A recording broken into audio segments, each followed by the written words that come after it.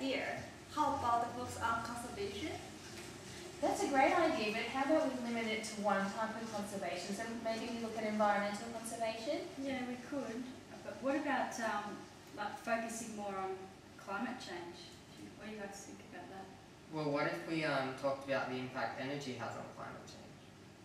Yeah, well, because energy, the electricity we use in our house, that's the major, I think, use of energy that we use, because that's, our usage of that. We moderate our usage, therefore we can have an effect on our energy usage. So maybe look at electricity in the household, but Yeah. more generally, we focus on energy conservation. Yeah, I think that Yeah, sounds good. That's a good idea. So what do we need to know to be able to look at energy conservation?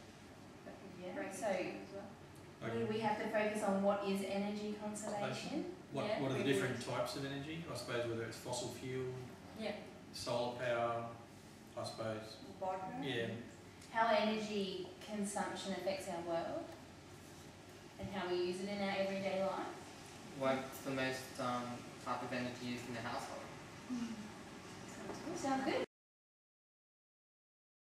Our challenge is to reduce the average energy consumption in the household by at least 1/3. Therefore, we will be looking at reducing our average energy consumption from 15.7 kilowatt hours to 10 kilowatt hours per day. We will be measuring this change through the energy monitor that has been installed as part of the Queensland Government's climate change program. So what are the guiding questions we need to look at to be able to look at our challenge properly? I think we need to know what is electricity. Definitely. And we need to know what electricity is measured in. And we also need to know how important is electricity in our everyday life. Yeah. What about what the average amount of electricity is used in each household? Yeah. And what amount of electricity should a household be using to be environmentally friendly? How we improve on the use of electricity in the household. Well, we can look at installing energy-saving devices or Like solar power? Alternative energy sources, solar power. What about appliances in the household? Definitely looking at different ways.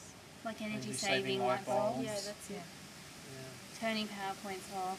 Yep. Setting your aircon at 24 degrees. Yeah, all Using those the sort of clothes practices in the household.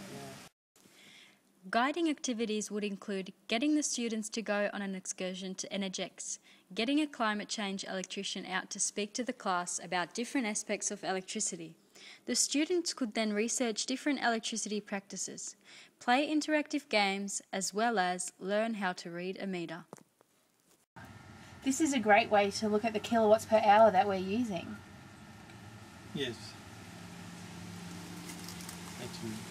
During the developmental stage, we created a technology system where we applied different energy-saving devices and practices at different stages. So we were able to observe the effect each energy-saving device and practice had on conserving energy.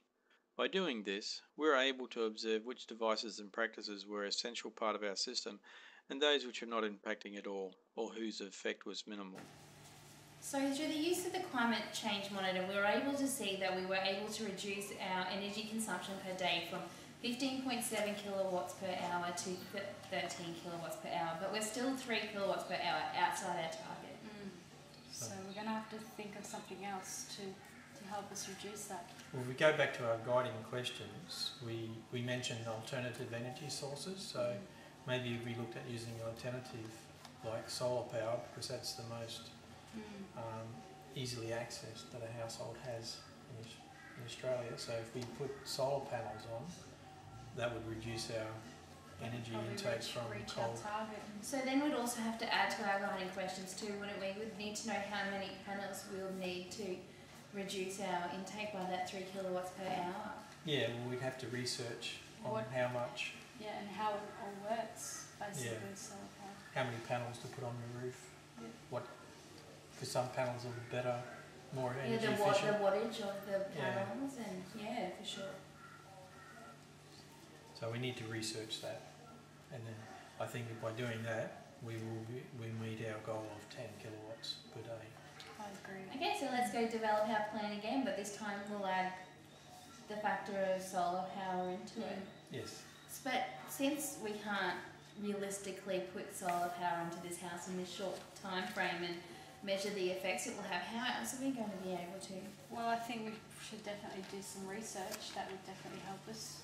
Well, So maybe just calculate the amount of panels we would need to add and then just go from the research into the Well, there is a lot of development stage, research add the- on solar panels. I think we should be able to just do that because it's already been proven.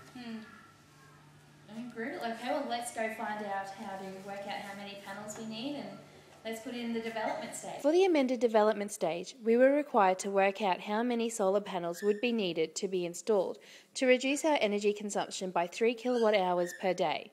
We also worked out how many solar panels would be required to make the house self-sufficient using solar power. So what have we discovered in our research for the developmental stage?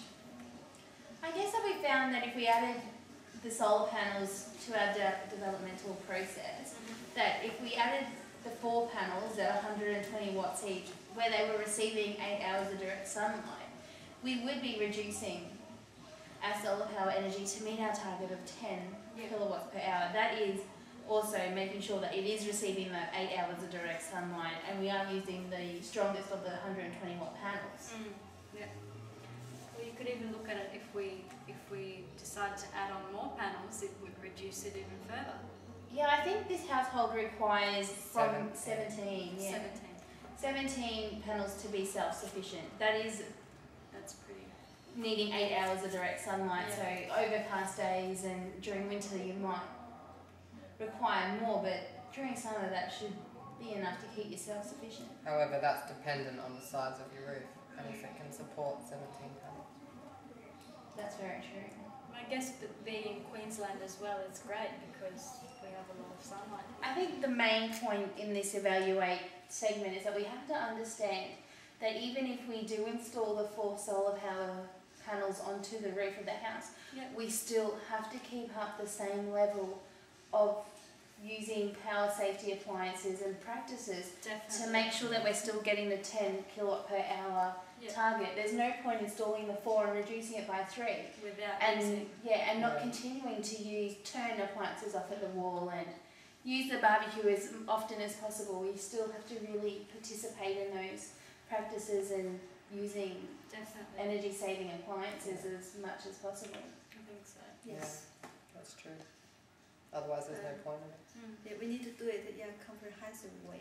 Yeah, it's a combination of effects. It's not just going to be the solar power panels. Yeah. Yeah. Alright.